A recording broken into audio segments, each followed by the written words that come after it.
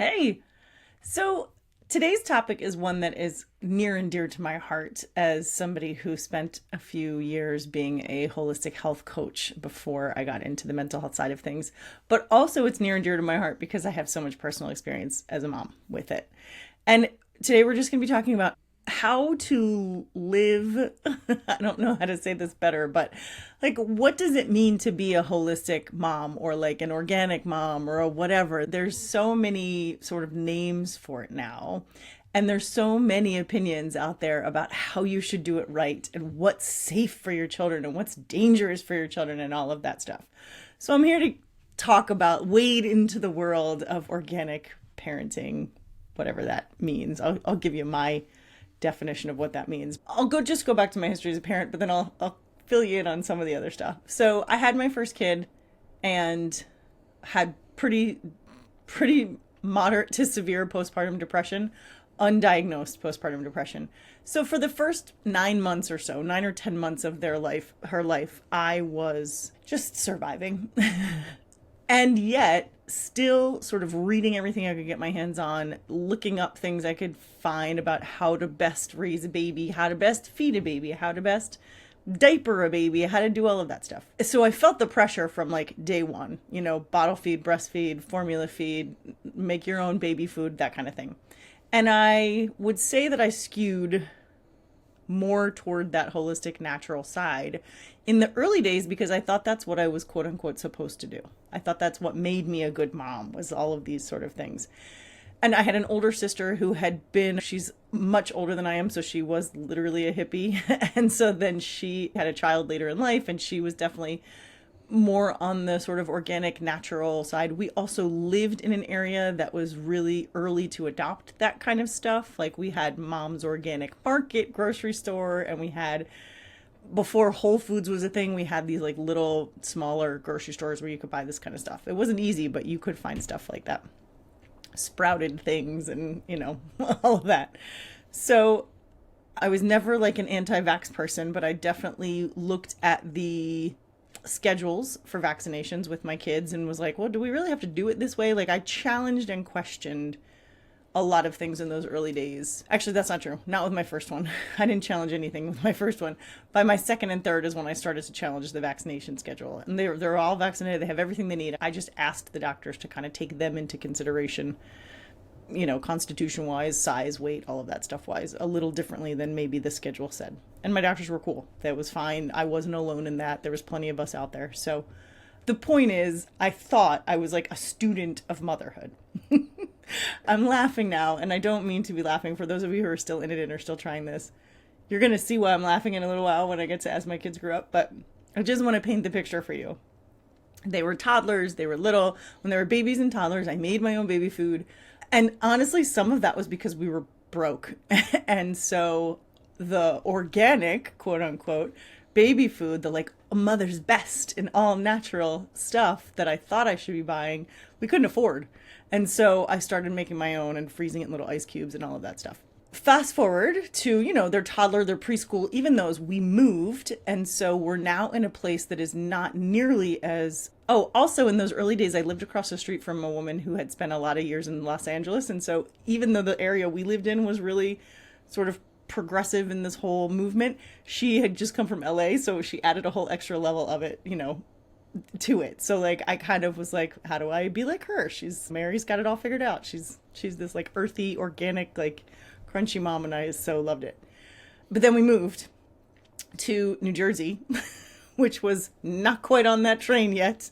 I think you could still smoke here in a lot of places when I first moved, and it was like, what? Like where I came from, you hadn't been able to smoke in public places in years. And then I moved here and I was like, oh my God, people still smoke? Like it was culture shock in New Jersey for me. And it was much harder to like find in the store to find anything that was going to be helpful. It's changed significantly since I moved, but when I first moved here, it was much more difficult. So then I became the like, how do I make my own granola bars? Again, I can't believe I was this person.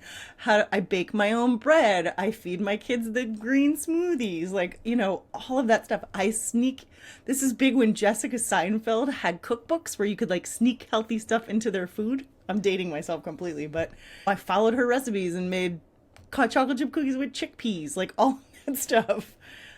I'm trying to paint a picture that I was very into how do I feed my children healthy? How do I make sure they're getting all the nutrients they need? How do I make sure they grow up to be, have beautiful, healthy bodies that, specifically come from me feeding them? At one point, I thought, oh, I have finally achieved it. I have achieved my goal of what I like to call a Tacoma Park mother. Tacoma Park is a neighborhood where I used to live, not in New Jersey, where I used to live.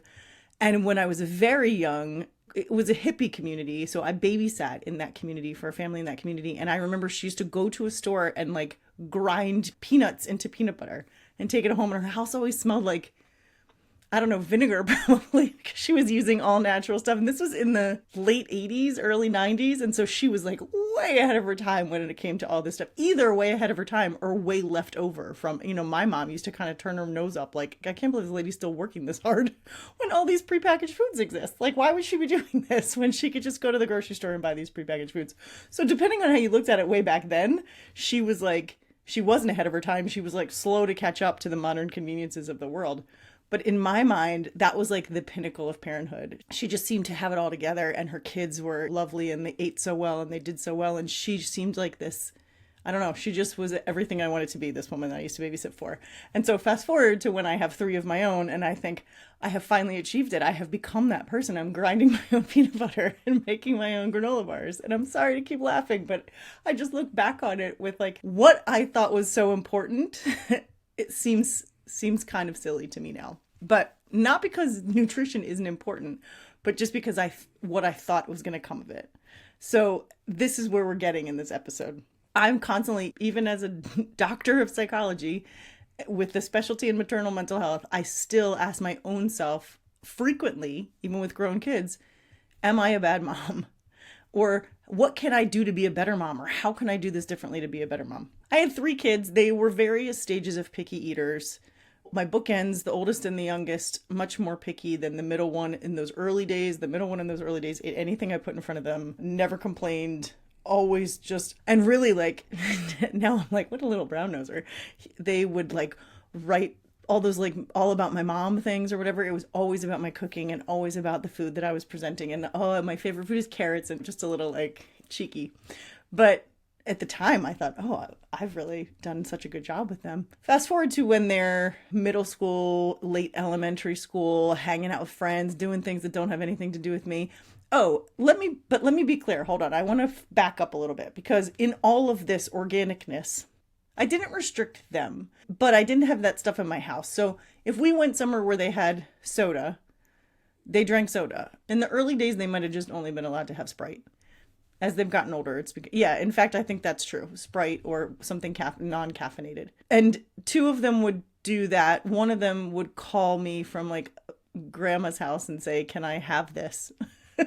Which I thought was so sweet. But yes, of course, the answer is you can have that. If you're at someone else's house, you eat what they have. And if you are at a party, you eat what's served at a party. Like, I wasn't that kind. I was not bringing the vegetable tray to the Halloween party at school.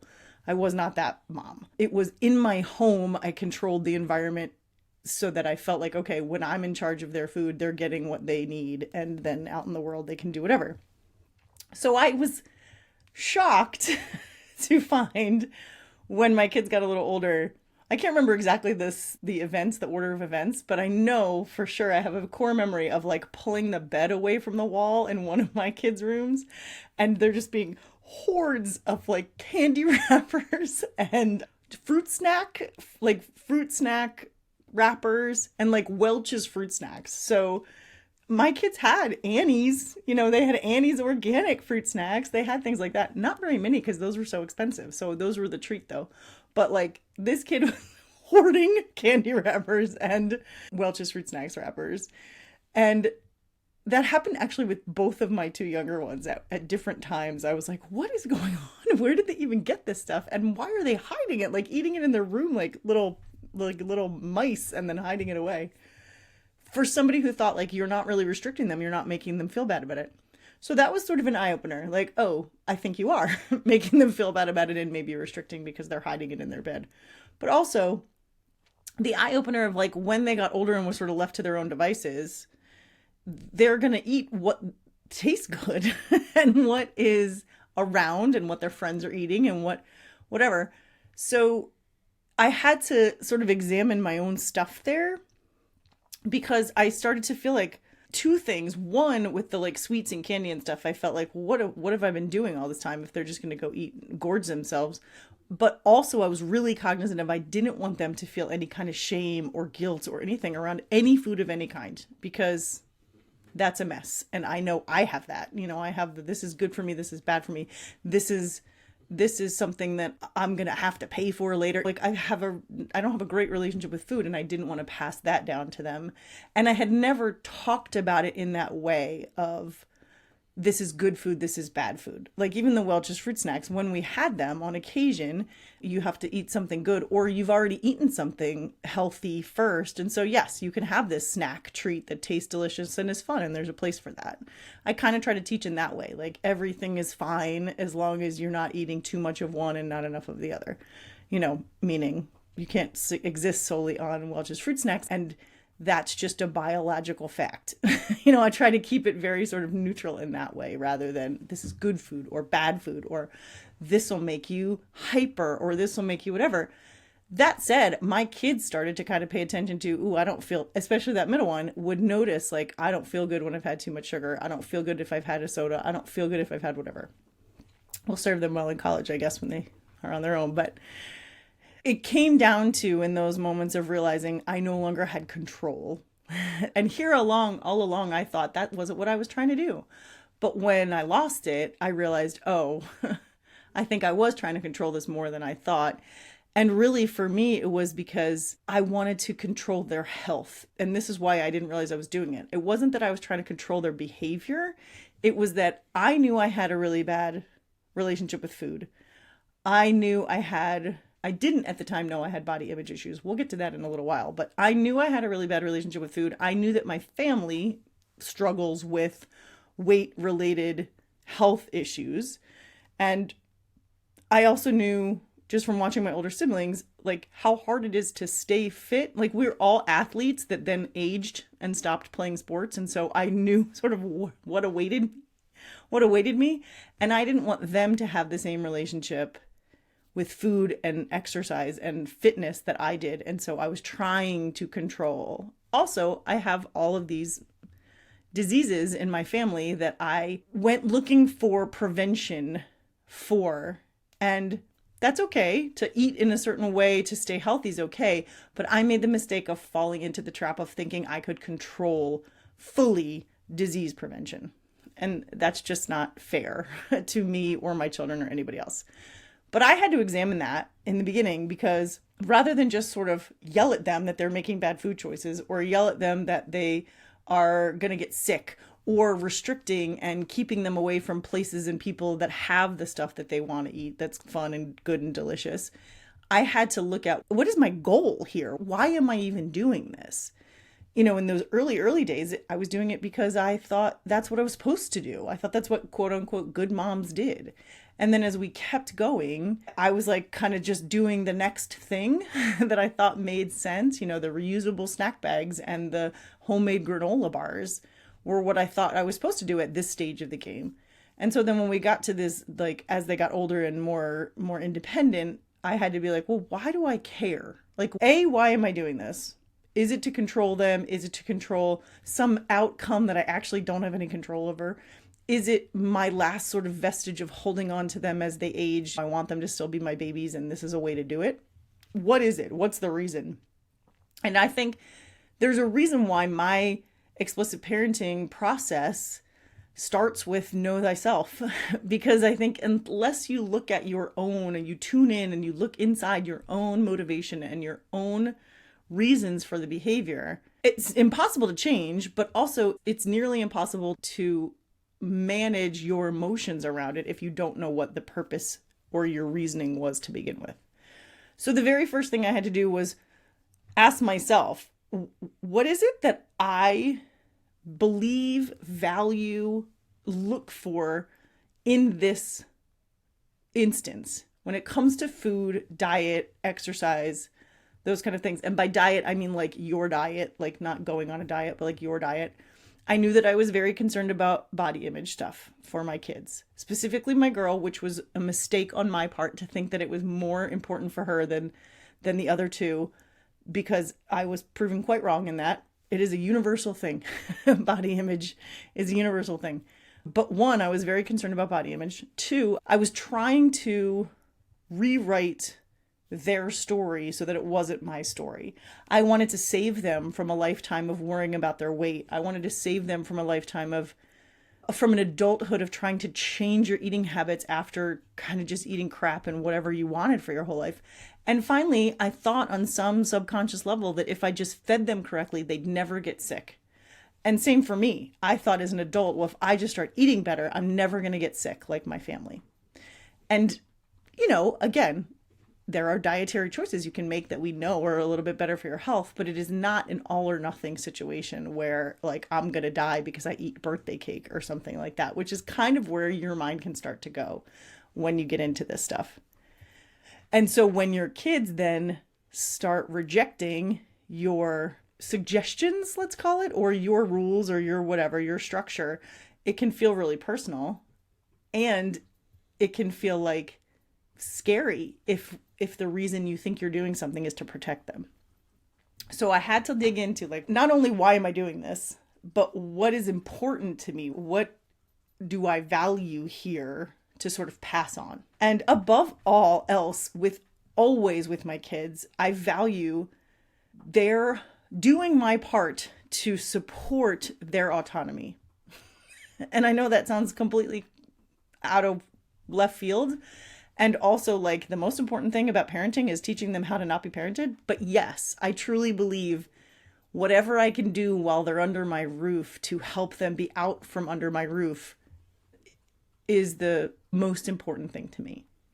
So I sort of figured at that point, I think the youngest at that point is probably, 7 or 8. So like 8, 10, 12, let's say. I figured at that point, okay, I have laid the foundation of healthy eating. And I have sort of lectured as much as I'm going to lecture about what good choices in food versus treats versus normal versus like daily foods, things like that. I think I've laid the foundation for that. And if they didn't get it, then maybe I wasn't supposed to, I'm not trying to like mold them into something. I just wanted them to know.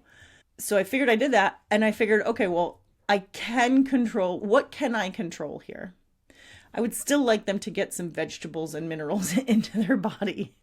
So how do I do that fits our current lifestyle? At that point, I was probably still making lunches, 8, 10, 12. I might not have been making the 12-year-olds, but I was making the 10 and 8-year-olds. So their lunches were still relatively balanced as far as like a protein, a carbohydrate, a snack, a treat, a fruit, a vegetable, something like that. They were not the beautiful things you see on Pinterest with rolled up meats and star-shaped carrots and all that other stuff. They were a couple different reusable snack bags full of stuff. But probably one of those reusable snack bags was full of goldfish or pretzels, because they have to put food in their bellies. They need fuel to get through the day. And if I'm sending 4 things that they hate, they're just not going to eat. And that's not good either. So I could control sort of some of lunch, but I had to figure out exactly what I was doing there to maximize their calorie intake.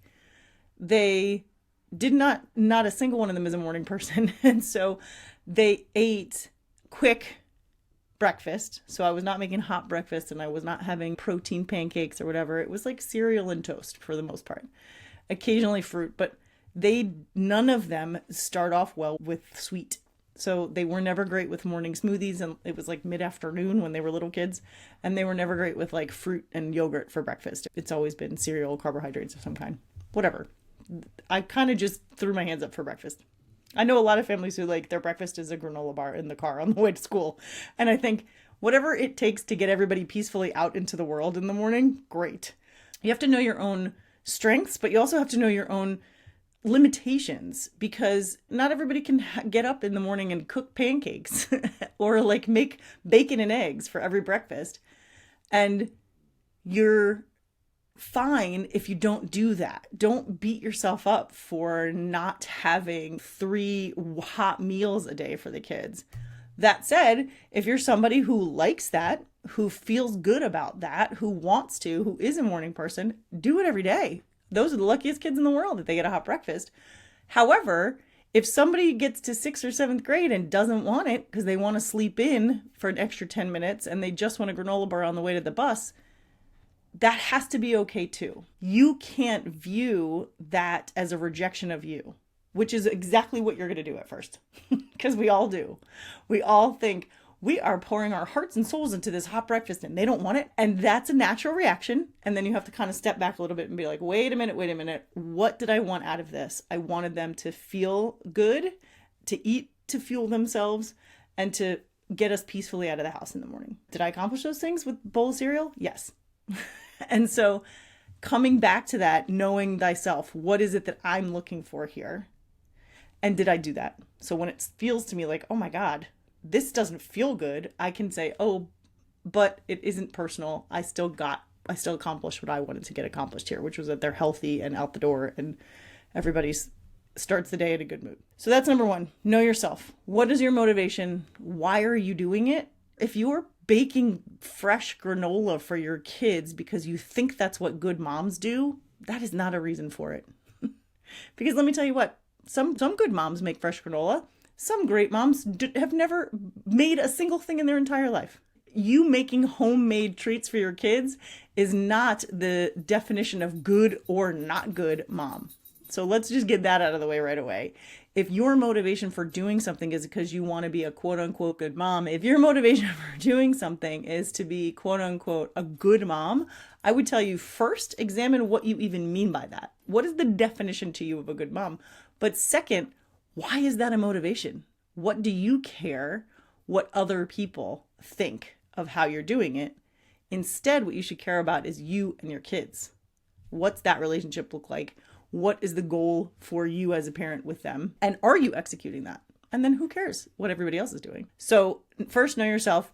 Then, in my case too, I had to understand, and I've talked a little bit about what the goal is. I had to understand what I wanted from our relationship. And again, if my goal of parenting is always number 1, to have these like well-adjusted, supported, loved adults in the world, then I have to examine the relationship even when they're 6, 7, 8, 9, 10 years old, because I'm building those adults at the time. And so my number 1 goal is always these like autonomous, well-adjusted adults. And so the relationship that I want to have with them is one that you would have with a well-adjusted, healthy adult. And I don't want to be the taskmaster. I don't want to be the shamer. I don't want to be the mom who doesn't think they can make decisions on their own without my input, without my suggestions. I want to have a type of relationship with them where they know they're supported, but they also know I have total confidence that they can do it. Is that 100% true all the time? No. Part of the work is being able to let go of that 100% of the time and knowing that you cannot protect them from everything and that you cannot pave the way so smoothly that they never have to find a bump in the road. You can't do that. And if you do, for a good amount of time while they're under your roof or in your house, you set them up for certain disaster outside, because you can't do that for their whole lives. You can do it for a good amount of time. You can try anyway. You can try to pave that road for a good amount of time. But if you do that, then you let them leave your home and they are ill prepared to handle life outside your house. So for me, again, my number 1 goal with parenting is to try to raise these healthy, well-adjusted adults. And my relationship goals with them is to be a supportive guide, let's say, rather than the authoritarian or the perfect one or the knower of all things. Look, I started this out by telling you like my messed up food history with myself. The body image issues came later in my life. I was a teenager that I shouldn't say they came later. I realized I had them later. I did not think I had any kind of body image stuff as a kid, except all of my memories are of me thinking I was this big, huge person next to my friends. And I didn't really realize that until I look at pictures of myself and be like, I remember thinking I was huge then. And then looking at the picture and being like, that person is decidedly not huge. So I didn't really acknowledge I had body image stuff until I was an adult beyond child rearing, like they were already kind of grown at that point. So my food stuff got in the way, or threatened to get in the way. And I had to make sure that it didn't, and that the relationship that I had with my kids was one in which I wasn't putting my stuff on them. I'm trying so hard not to curse. So if you notice that there's like a hitch in my voice, it's because almost every other word out of my mouth in these few sentences has wanted to be a curse word, and I've been trying not to use it. So I'm trying not to put my own baggage on them. I know my baggage because I know myself, and I know my goals and motivations. And I also know the kind of relationship I want, and it is not one in which I put my stuff on them. I project my stuff on them. So for you, it's like, what is your goal in here? Are you looking for body positivity? Are you looking for self-love? Are you looking to, educate them so that they can make really good decisions? But make sure that whatever that goal is, it's for them, not for you. Not for you to satisfy something that you didn't get or that you still need, but instead for them to set them up for the success part of it. And then the third step of explicit parenting always is be curious, not judgmental. And what that means here is to lead with a curious mind, to wonder when you come across the resistance, when you come across the kid hiding the things in their bed, or the kid who used to eat everything suddenly only liking chicken nuggets, because, oh my gosh, the amount of times I've heard that story. I could quit my job if I had $1 for every time I've heard somebody say, like, they used to eat everything and now I can only feed them chicken nuggets. That, instead of jumping to conclusions, getting mad, feeling hurt by that, being worried about that, get curious. What's happening? How come you used to love broccoli? What's happening? And not in an accusatory, jerky, I'm at my wit's end. So as an aside, don't have these conversations when the first conflict happens or when the kid first stops trying to eat, because you're going to be at your wit's end. Have them sort of later, if you can coach yourself through those moments of like, well, nothing's going to be accomplished if I yell at them for this, but let me figure out exactly what's going on. Is it a texture thing? Is it a taste thing? Is it that their best friend at school suddenly only eats chicken nuggets and so they think that's pretty cool? Is it that they just tried something and now they want that instead of what you've been, we all fall into these ruts of like, well, I know my kids will eat these 6 things, so I'm going to make dinner with those 6 things. But maybe they've just tried something new that they want, or maybe they're sick of one of those 6 things. But the point is, you don't know if you assume based on their behavior anything. You have to ask. And look, you can't ask a 2-year-old. They're just going to tell you no and throw the plate. Even a 3, 4, 5-year-old will probably just tell you, I don't like it. It's okay to just accept that for a while. We're going to get to what to do with that in a minute. So don't think I'm just going to don't think I'm telling you to just let the kid be in charge of mealtime, because that is not what I am going for. But I am saying, rather than you deciding, oh, now they're a picky eater, or now they're this, or now they're that, or taking them to a nutritionist because you're afraid they're not eating enough or they're not getting anything, take a step back and ask them, okay, if you don't like this, what is it you'd like? Are you hungry? What does that mean? Almost kind of figuring out, like, does your tummy hurt? Are you tired? Like, what is it about this? Is it the time? Is it the food? Is it the texture? Is it the whatever? And again, they might not be able to provide you those exact answers, but you can kind of narrow down what's going on. If it's yucky, or if they're tired, or if their tummy hurts, or whatever. You want to start noticing sort of some patterns there and asking and getting curious about why suddenly do we have this resistance. And sometimes it's nothing more than like they're kids and they've decided they don't want this tonight. But if you start to notice like a real shift in what's going on, or I don't want to say it's inconveniencing you, but yeah, it's inconveniencing you. You used to make the same thing and now you can't make it anymore because they don't eat it. If that's happening, trying to figure out, okay, well, where do we go from here? And you can't really figure that out on your own. You need their input a little bit to it. So I have one with taste and texture issues. I have one with just generalized anxiety. And so like lunchrooms weren't great, and eating in big places not great. Like, it has nothing to do with the food. It has everything to do with the ambience and the lighting and all of that stuff. or the noise from other people. And then I have one that just has some health stuff of their own, body stuff of their own. And so they run the gamut. And if I had tried to assume anything with them, and please don't get me wrong, I did. I have spent time assuming and making the wrong choices and doing the wrong things because that's a natural reaction, I think. And so I just want to be clear when I say on here, don't do this or don't do that or don't do this. I know from doing it all. I am never one time saying that I got all this stuff right the first time or maybe ever. It's more of a, this is how it went for me, usually after a bunch of trial and error. So how about you, maybe you get to skip some of the trial and error and go straight to this. And this curiosity piece is really born from that. It's born from me realizing you don't know anything about anything. You don't know anything about these kids. You don't know anything about parenting. You don't know anything about the right or wrong choices. You need to talk to them and figure out for each one of them how it's going to work.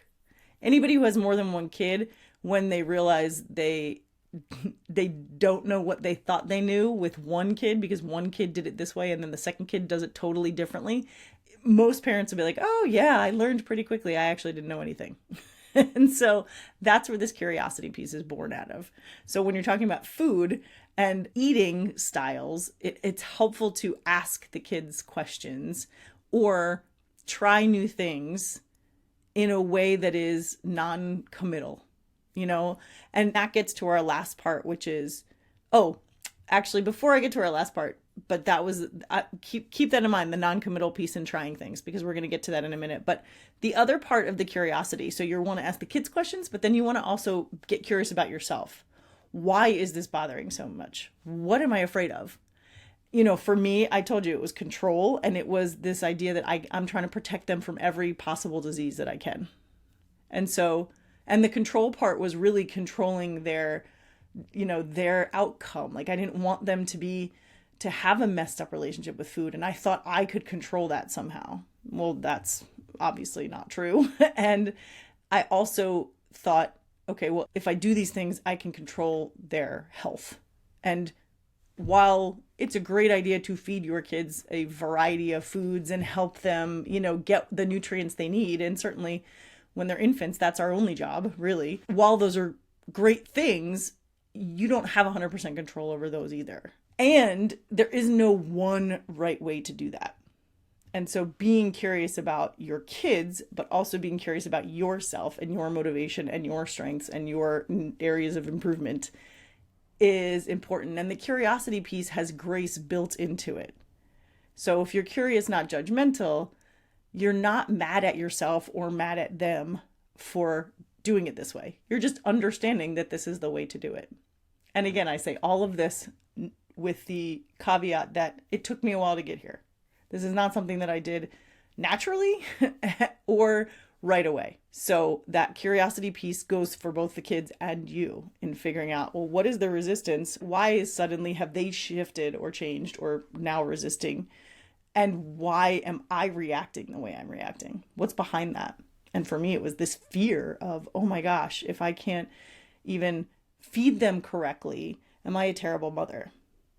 If I can't make sure they eat well, or if they're hiding Welch's fruit snacks wrappers behind their bed, am I a terrible, restrictive mom who's given them an eating disorder? I definitely had that run through my mind too.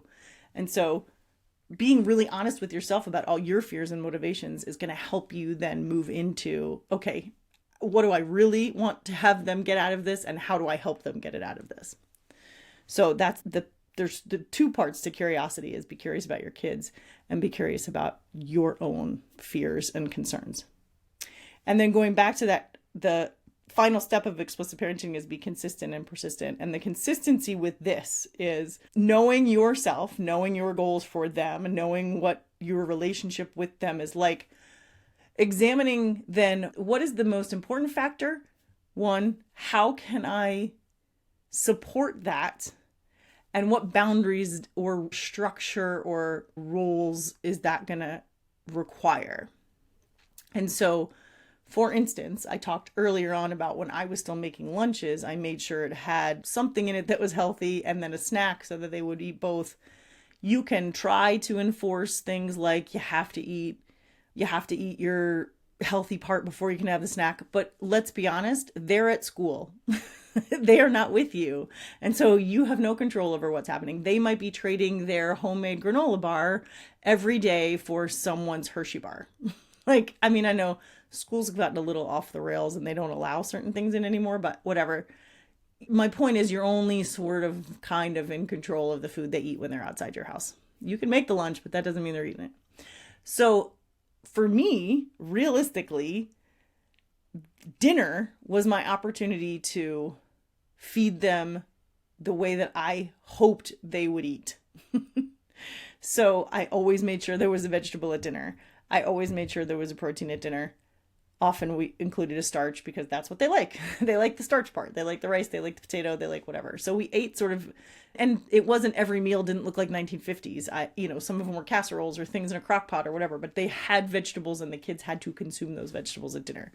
One thing I did, which is very traditional and old school, was that we had sweets after dinner. So, an Oreo cookie, like it wasn't crazy. We didn't have like dessert, quote unquote, every night, but like a JoJo cookie or, a piece of, I don't know what, Halloween candy if it was Halloween season. They had to have two things. They had to eat the vegetable, not even all of it sometimes. I knew some of them hated broccoli, some of them hated cauliflower, but I stopped making cauliflower because all three of mine hated cauliflower, so I would just hoard cauliflower for myself.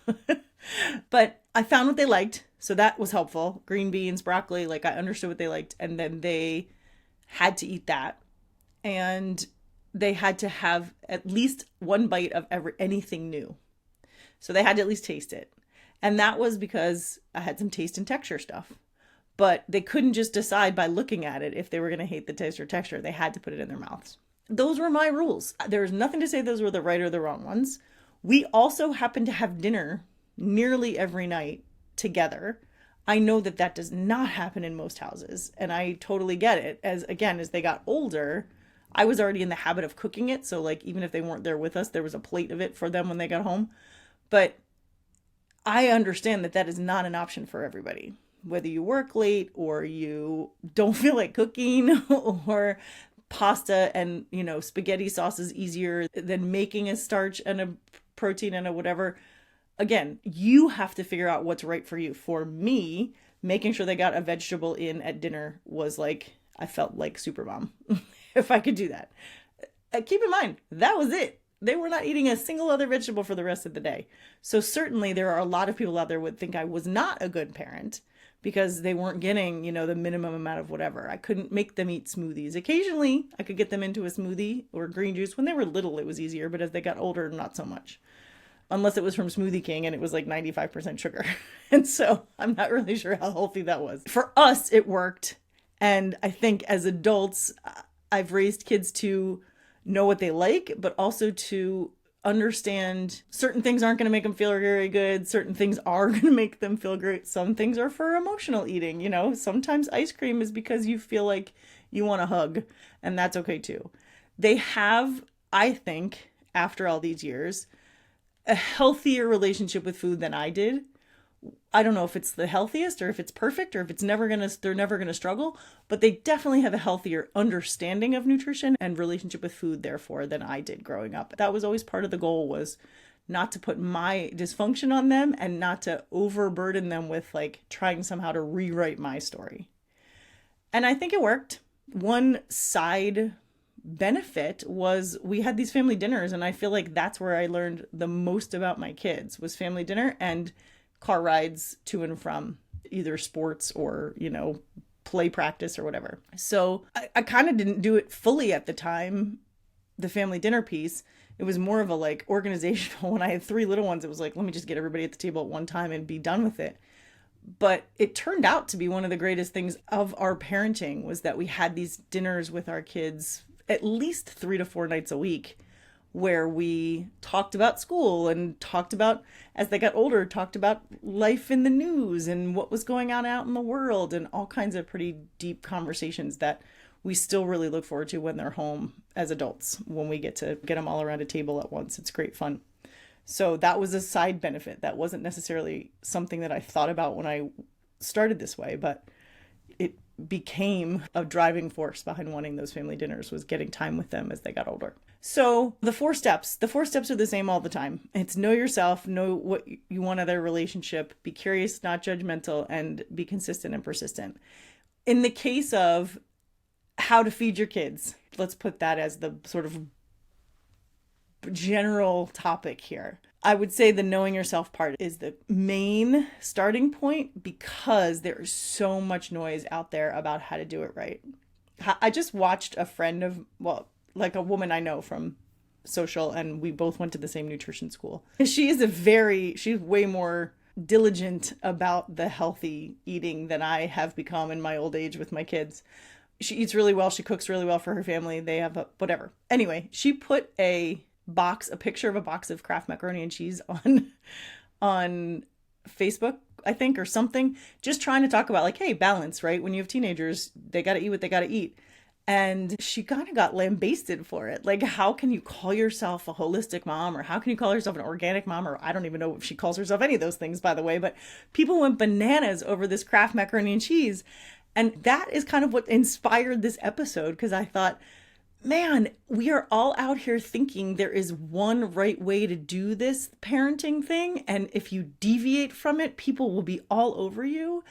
Like, what's going to happen for one night if they eat Kraft macaroni and cheese? I'll tell you what, nothing is going to happen to them other than maybe they're going to decide they don't like Kraft macaroni and cheese. I know my kids, when they got to the Kraft, like, we had mac and cheese in my house. I mean, I had a babysitter a few nights a week, and she made either chicken nuggets or Kraft mac and cheese. Anyway, we had Annie's organic because, that was my, I honestly, if you look at the boxes, I'm sure they're almost identical, but for me in my brain, it felt better to have the white cheddar cheese Annie's than the bright orange Kraft. That said, my kids got to college, my oldest got to college, and she was like, oh my God, the joy of, like, she had discovered Kraft macaroni and cheese for the first time because they made it in little, like, you can just pour hot water, like cup of soup style. So she could just eat it in her dorm room because she did not like the cafeteria because it was too big. And though ultimately, I think she was like, I really like the Annie's better, like the taste of the Annie's better. So for my own kid, she discovered through the Kraft macaroni and cheese, like the downside of it was, oh, I don't actually like this as well as I like the other one. Also, what they're learning when they get into adulthood is it is expensive to eat this way. So to say, oh, you're a good mother if you feed your kid organic vegetables rules out like probably 90% of our country because they can't afford organic vegetables and it's not necessary. I remember the freedom from learning that, like, making the connection that, like, organic doesn't really matter if a fruit or vegetable has a skin, because organic usually means it's pesticide free. At least that's why I was doing it, theoretically, because they told me I should. I was doing it because they told me I should. And then I realized, oh, you're not even eating the stuff that gets to the stuff that's sprayed with pesticides. You're not eating that if you have an orange or an avocado or a banana. I remember bananas. That was like life-changing when I realized I didn't have to buy organic bananas because you just peel it off anyway. And that difference was like $4 a week to go from organic bananas to traditional bananas with the cost. So this idea that you can only do it one way, there's only one healthy way, you're poisoning your children if you don't. Like, that's my favorite, that you call things poison, that people call things poison. Please, come on.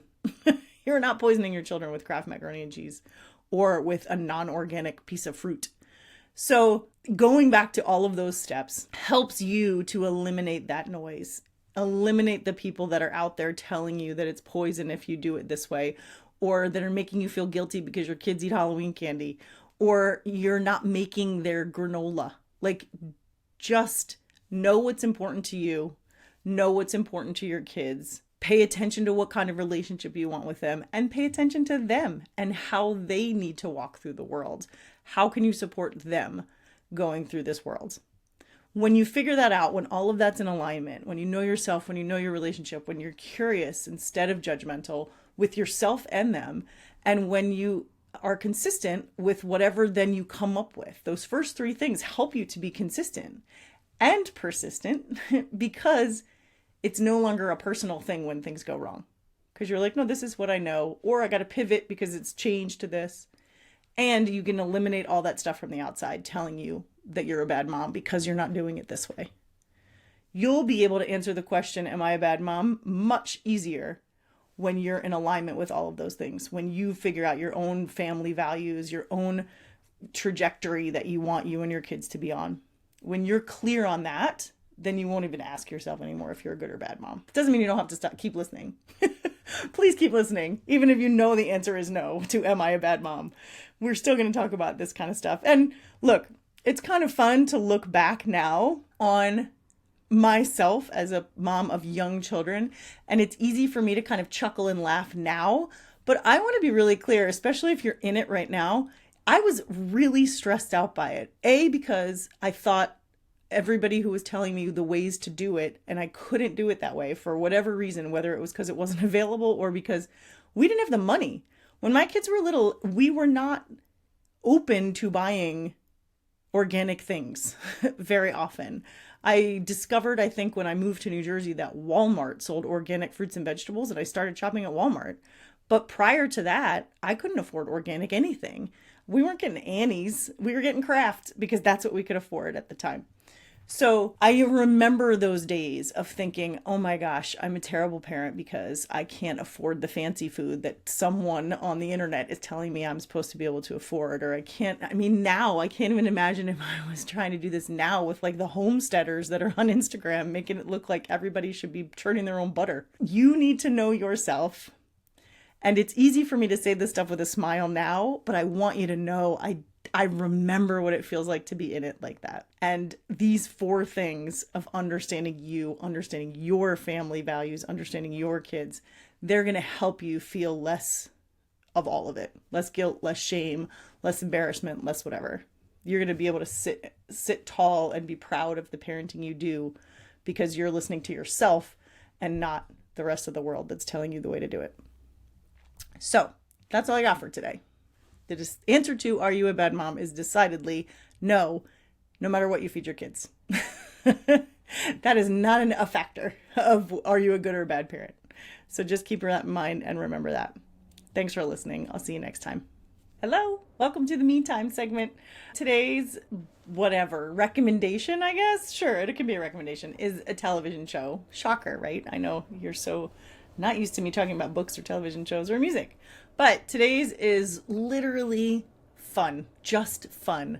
Like you're not thinking, you're not worried about the world, none of it. It's just a great fun show. And I think it didn't really get a lot of, I'm not sure why. It must have come out at the same time as something else because we've been in such a dark hole with all these strikes from an entertainment perspective that I'm surprised that this one didn't get more press because it came out around the early days of the strike when we were starting to be like, what are we going to watch? Anyway, the show is called Glamorous. It's on Netflix. It has Kim Cattrall at the helm. She is a former model turned makeup maven. And I'm trying to think how to describe it to you without giving too much away. But so it's really about her. It's a little bit of her journey, but also it's then about all the employees of the makeup company sort of finding their own voices. The star who plays Marco Mejia is an actor named Miss Benny, who is a trans actor, but in the show, in the beginning of the show, is playing more of a non-binary or femme appearing man. And then there's some storyline there that I'm not going to ruin for you, but it's about Miss Benny's character, Marco, finding their voice in the whole industry and also in their personal life too. So it's just great. It's a lovely little cast of characters. If you like Hallmark movies, it's a little bit like better writing in a Hallmark movie, like more character development, better writing in a Hallmark movie. Not quite so predictable as a Hallmark movie, but that's still that same lightness and things tend to work out after some conflict, but it's just good fun, nice, good fun. And if you like style and makeup, it's a beautiful show also. So there's that as well. It's called Glamorous. It's on Netflix. Season 1 aired, I want to say like May or June. And so it's still sort of in there, but it doesn't have a lot of hype. So go watch it because I don't think there's been a season 2 announced yet because not enough of us have watched it. So go watch it so that they film a season 2 once we get all these dang actors back to work. That's all I got today because I've spent a lot of time recording podcasts and working that I haven't had much time to do much else for me, but I have binge watched some Glamorous. So go and enjoy that on Netflix. And until next time, take some time for yourself.